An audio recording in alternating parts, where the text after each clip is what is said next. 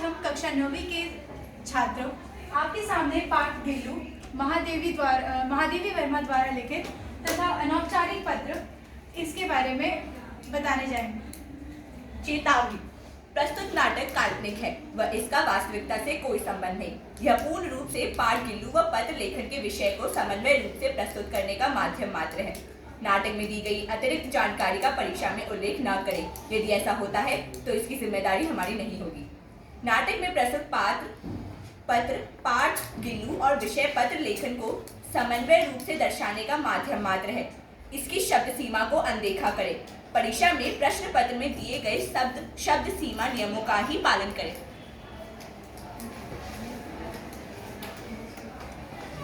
सबसे पहले हम आपको समझाएंगे पाठ गिल्लू के बारे में। तो पाठ गिल्लू में दो किरदार हैं, एक गिल्लू और दूसरा महादेवी वर्मा। सबसे पहले यह चर्चा करते हैं कि महादेवी वर्मा को गिल्लू मिला कैसे। तो एक दिन महादेवी वर्मा काक पुराण का विवेचन करती हैं।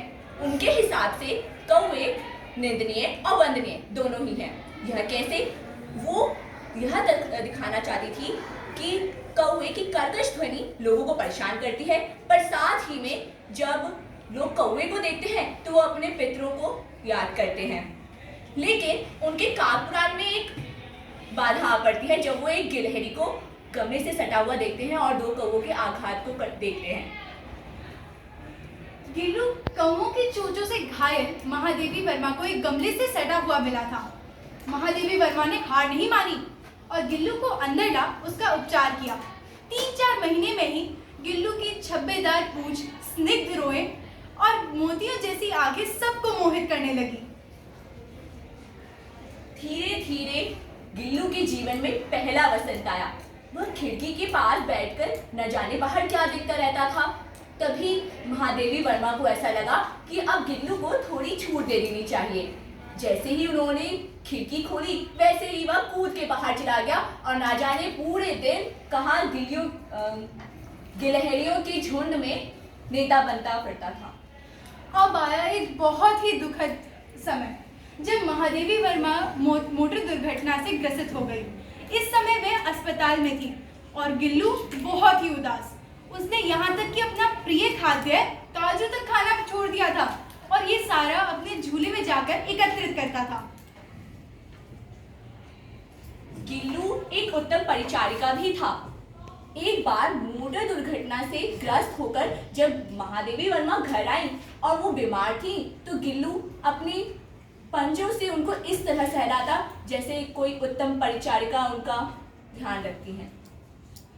लेकिन एक दिन ऐसा भी आया जब गिल्लू ने दिन भर कुछ न खाया और रात में महादेवी की उंगली पकड़कर बैठ गया, उसी तरह जैसे उसने बचपन में मरणासन में पकड़ी थी। और इस समय गिल्लू का शरीर धीरे धीरे ठंडा होता जा रहा था। महादेवी ने उठकर हीटर चलाया और उसकी अंतिम सेवा की और भोर की पहली किरण के साथ गिल्लू ने अपने प्राण त्याग दिए। महादेवी ने उसको सोन जूही की लता के नीचे समाधि दी जो उसकी सबसे प्रिय लता थी और उनको ये बात संतोष देती थी कि किसी बसंती दिन गिल्लू सोन जूही के फूलों में वापस से जीवित हो उठेगा। गिल्लू में बच्चे सी चंचलता थी। वह महादेवी वर्मा का ध्यान आकर्षित करने के लिए कभी पर्दे पर चढ़ जाता, कभी उनकी चुनरी के चुन्नटों में रहता, कभी सोनजूही की लताओं में छुपकर उन्हें चौंकाता और महादेवी वर्मा उसे लिफाफे में बंद करके रख देती और वो उन्हें अपनी मोती जैसी चंचल आंखों से काम करते हुए देखता और काजू कुतरता। आइए अब एक नाटक प्रस्तुत करते हैं। तो इसमें हम देखते हैं कि महादेवी वर्मा के भाई, मुंह बोले भाई सुंदरकांत त्रिपाठी निराला, महादेवी उनको पत्र लिखती है और अपने दुखों का बखान करती है कि कैसे गिल्लू की मृत्यु के बाद वो कितनी ज्यादा चिंतित रहने लगी है। तो आइए देखते हैं। चिट्ठी है, चिट्ठी आई है। चिट्ठी आई है? अरे साहब, आपके लिए चिट्ठी आई है। बहन ने लिखी होगी।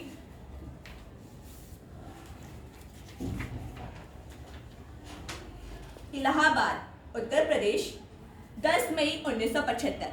प्रिय भाई, नमस्कार। नमस्कार बहन, मैंने सुना था कि आप इलाहाबाद आए थे। दुर्भाग्य से उस समय मैं यहाँ नहीं थी। आपके हाल ही के लेख मैंने पढ़े। सर्वदा की तरह उनमें कोई त्रुटि ना थी, ना ही भाव प्रकट करने का कोई संकोच। लिखने का उद्देश्य तो आपका हाल पूछना था, परंतु कुछ दुख भी बांटना चाहूंगी। मेरी गोधुली बिल्ली, सोना हिरनी और बसंत आदि तो कुशल है, परंतु गिल्लू नहीं। कुछ दिन पूर्व ही मैंने उसको अपनी प्रिय सोनजूही की लता के नीचे समाधि दी है। जब भी उसे लता को देखती हूँ तो अनायास ही उस लघु प्राण की याद आती है। वह मुझे निश्चेष्ट 2 कौओं की चोट से आघात एक गमले से सटा हुआ मिला था। सब कहते हैं कि वह नहीं बच सकता, परंतु मेरा मन ना माना और मैं उसे अंदर ला उसका उपचार करने लगी। 3-4 महीनों में ही उसके स्निग्ध रोएं, छप्पेदार पूंछ और चंचल मोतियों जैसी आंखें सबको हैरान कर दी। मैंने उसको गिल्लू नाम दिया तथा उसके लिए एक झूला बनाया। वह पूरे समय उस पर बैठकर बाहर देखता रहता। उसके अंदर बच्चों जैसी मेरी ध्यान आकर्षित करने और मुझे चौंकाने की इच्छा रहती। वह मेरे पैर तक आकर सर से पर्दे पर चढ़ जाता और उतनी ही तेजी से नीचे उतरता। उसे मैं लिफाफे में बैठाती और वह ऐसे ही बैठा बैठा मुझे काम करते देखता तथा काजू कुतरता। वह कभी फूलदान, कभी पर्दों और कभी सोनजूही के पीछे छुपकर मुझे चौंकाता, यहाँ तक कि वह मेरी थाली से खाना खाता। इतनी हिम्मत आपको पता ही है मेरी किसी पालतू ने नहीं की। जब उसने अपनी किशोरावस्था में कदम रखा तब मैंने उसे बाहर जाने की छूट दी। वह नियमों का पक्का था। पूरे दिन पैरों पर गिलहरियों का नेता बनता फिरता और फिर मेरे कमरे में घुसते ही अंदर आ जाता। अपनी मोटर दुर्घटना के बारे में मैंने आपको लिखा ही था। इस दौरान मैं अस्पताल में थी। सब उसे काजू देते, परंतु उन्हें खाता नहीं बल्कि अपने झूले में रखता। वह एक उत्तम परिचारिका की तरह सिरहाने पर बैठे मेरे बालों व सर को सहलाता। वह इस जग में केवल 2 वर्ष ही रहा। एक दिन भर उसने खाना नहीं खाया और रात में मेरी उंगली पकड़ ली, उस तरह जिस तरह बचपन में उसने मरणासन में पकड़ी थी। सवेरे की पहली किरण के साथ उसने अपने प्राण त्याग दिए। मैंने उसका झूला उतार दिया है तथा जाली भी बंद कर दी है। मुझे संतोष मिलता है कि उसके प्राण जूही के फूलों में किसी बसंती दिन खेल उठेंगे। यह सारी बातें मैं उसकी याद में संस्मरण लेख में ज़रूर लिखूंगी। अपना दुख कागज़ पर लिख लिया और आपसे कह लिया तो दिल को संतोष हुआ। अपने पत्र में यह ज़रूर बताएं कि कब मिलने आ रहे हैं। आपकी बहन महादेवी। तो आप सभी के लिए एक काम है, इस पत्र में कुछ व्याकरणिक गलती है और पत्र के फॉर्मेट में कुछ गलती है, तो आप उन्हें पहचानिए। हाँ सक्षम, डेट नहीं है। बिल्कुल सही। अगला। प्रिय और भाई दोनों एक साथ होना चाहिए। नहीं, प्रिय और भाई अलग अलग होंगे, अलग अलग लाइन में। और कोई पत्र के उसमें भी देख सकते हैं, लाइक जो लिखा हुआ है वर्तनी में भी अशुद्धि, वर्तनी में भी अशुद्धियां हैं। पत्र में उद्देश्य नहीं बताते कि पत्र क्यों लिखा है।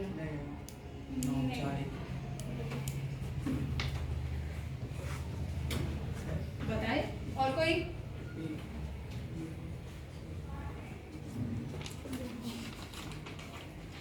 तो अब मैं बताती हूँ। सबसे पहले जो ये सेकंड लाइन है, कोई त्रुटि न थी, ने ही, यहाँ पर ने है जबकि यहाँ पर न आएगा, एक ही मात्रा नहीं आएगी। ये गलती बच्चे बहुत करते हैं, वो न की जगह ने लिखते हैं और ने की जगह कभी कभी न लिख देते हैं। हाँ ओजस। तीसरी लाइन में संकोचा लिखा हुआ है, संकोच वो एक्चुअली पूर्ण विराम बनाया है। पूर्ण विराम।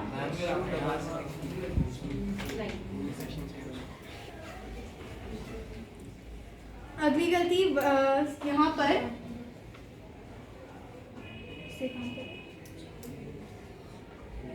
नेक्स्ट पेज पे यहाँ पर आप देख सकते हैं, क्योंकि ये मैंने लैपटॉप से टाइप किया था तो इस वजह से यहाँ पे अनुनासिक और अनुस्वार में कोई अंतर नहीं है। यहाँ पर कई जगह यहाँ पर या मैंने, यहाँ पर अनुनासिक की जगह अनुस्वार लगा हुआ है जबकि वहाँ अनुनासिक आएगा। तो आप ये सब देखिएगा। हाँ तनुष। यहाँ तक कि वह मेरी थाली में यहाँ पे अनुस्वार की जगह अनुनासिक लगना चाहिए। बिल्कुल सही। आखिरी में यह सारी बातें में, यहाँ पर में 2 आई की मात्रा आएगी, एक ही नहीं।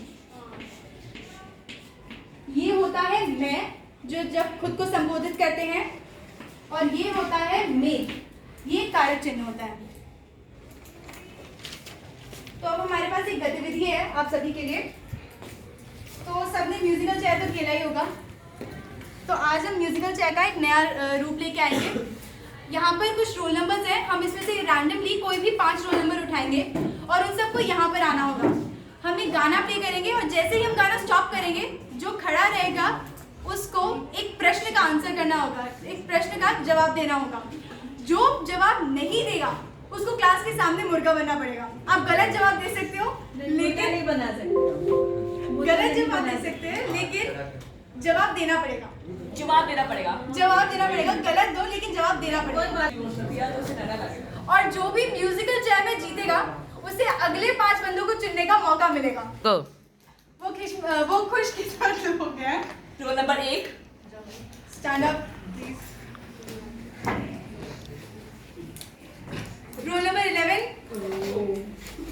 Roll number 16, roll number 26, roll number 16, अगर ये गिनतियां भी हिंदी में हो जाती तो ज्यादा अच्छा। 16, roll number 16, roll number 26, Rishika 26, roll number 34, 34, 34, right. आपको इसके आसपास घूमना, जैसे ही गाना बंद होगा आपको कर देना और जो बचेगा उसको आंसर देना पड़ेगा। बस कुर्सियों का ध्यान रखना, कुर्सियों से लुढ़क नहीं जाना।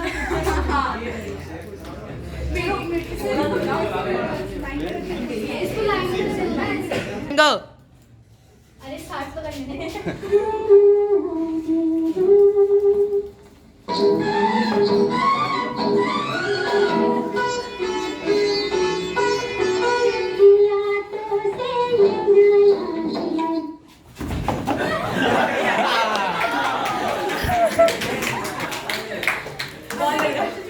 क्वेश्चन चूज करो, क्या क्वेश्चन है? अपनी मौत को चुने। कौन सा करूं? कोई सा भी जल्दी कर लो जल्दी।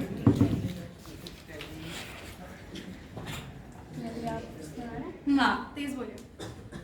यदि आप अपनी दादी को पत्र लिखते हैं तब आप कैसे तब आप कैसे अभिवादन करेंगे? अभिवादन करेंगे?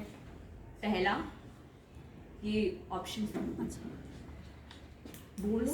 बोलना है? हाँ, सप्रेम सप्रेम आलिंगन, आलिंगन, चरण स्पर्श, आशीर्वाद लेकर या लेकर सुप्रभात। सुप्रभात। बताएं, आपके पास एक प्रश्न आया है कि अपनी दादी जी को अगर आप पत्र लिख रहे हैं तो उनका अभिवादन कैसे करेंगे? 4 ऑप्शन, 4 विकल्प है आपके पास। चरण स्पर्श, बिल्कुल सही। सही है। तो इसका आंसर है चरण स्पर्श। और अब ये गलती होनी नहीं चाहिए एग्जाम में। हाँ, जब भी किसी बड़े को अभिवादन करते हैं तो चरण स्पर्श करने को चूज करना है ना? नहीं जीतने वाले नहीं। मैं तो आंसर में खड़े हो जाओ, एक चेयर हटेगी अब। नहीं। नया रोल नंबर है, रोल नंबर 17। ऐसे तो कोई जीतने के लिए 5 ऐसे तो कोई जीते सारे लोग तीन चार ये एक्चुअली जो बचे हुए हैं उनको इस आगे मिल रहा है आंसर ना देने का। हाँ, यही उनके लिए प्राइज है। 17।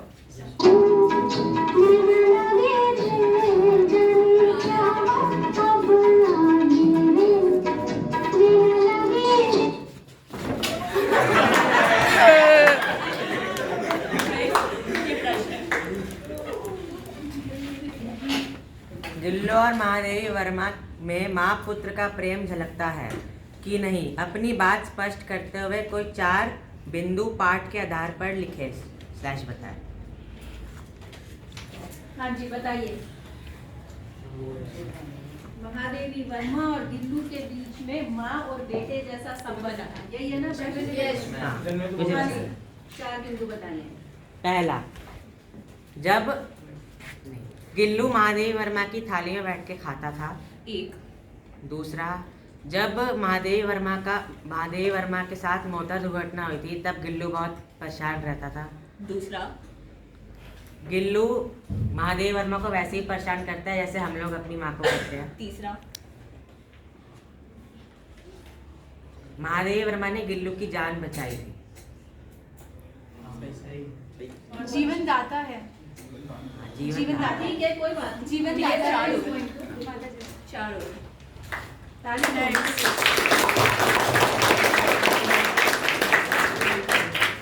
नया रोल नंबर 2।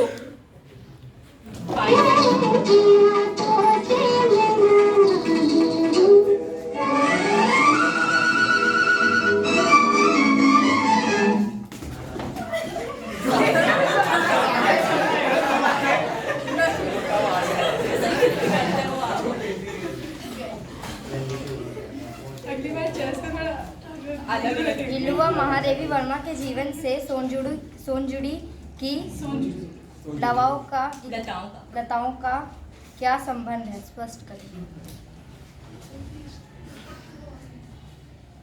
तो प्रश्न है कि सोनजूही और गिल्लू के बीच में क्या संबंध है। महादेवी वर्मा का और गिल्लू का सोनजुड़ी के साथ कैसा संबंध है?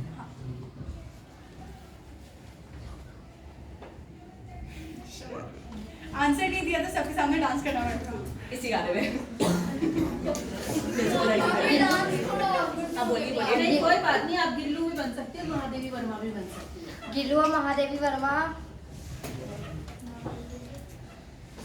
सोनजुड़ी की जो पेट की वो थी, वो गिल्लू उसके पे खेलता रहता था। हाँ। और जब गिल्लू की मृत्यु हुई थी तो सोनजुड़ी के में ही इसको उसमें ही दबाया गया था। ठीक है, कोशिश अच्छी आपकी।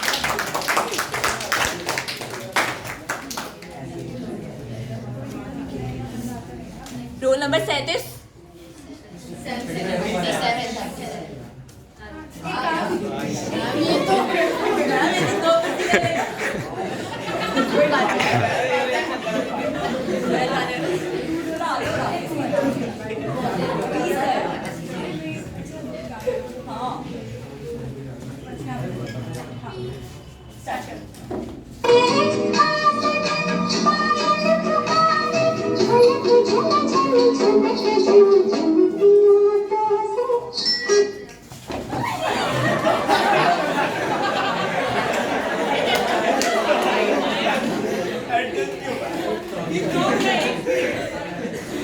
प्रश्न पढ़ के बताएं। जैसे महादेवी वर्मा ने वसंत आने पर गिल्लू को खिड़की खोलकर एक छूट सी दी थी, आपको क्या लगता है कि आपके माता पिता किशोरों को अपने निर्णय स्वयं लेने की छूट देनी चाहिए? अपने विचार को स्पष्ट करें।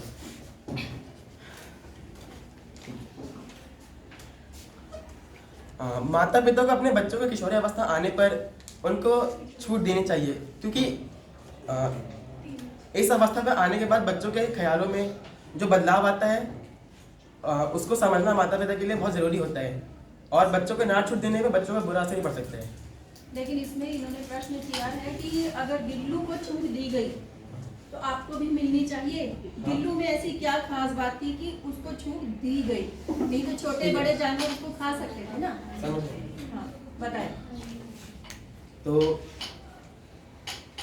महादेवी वर्मा ने गिल्लू को छूट किशोरी अवस्था आने पर गिल्लू को छूट इसलिए दी क्योंकि गिल्लू बड़ा हो रहा था।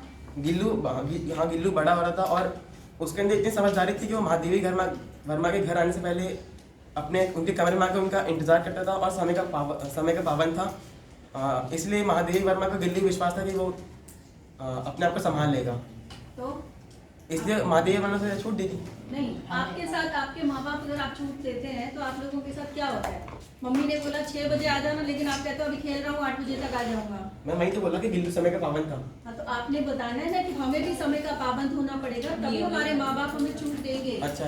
हम अगर उसका गलत लाभ उठाएंगे तो वो छूट कैसे देंगे? हमें अपने माँ बाप के नियमों का हमेशा पाबंद रहना चाहिए। अगर हम उनकी हमेशा बात मानेंगे तो हमें छूट देते रहेंगे, अगर नहीं बात मानेंगे तो हमें छूट नहीं देंगे। जैसे गिल्लू ने अपने बनाने चाहिए अपने नियम, अगर हम खुद बनाएंगे और उसके ऊपर अमल भी करेंगे, यानी उसको लागू भी करेंगे, तो कोई आपको मना नहीं करेगा खेलने के लिए, काम करने के लिए। उन नियमों को बनाओ भी और उस पर अमल करो भी, दोनों चीज होनी चाहिए। ठीक है, राइट।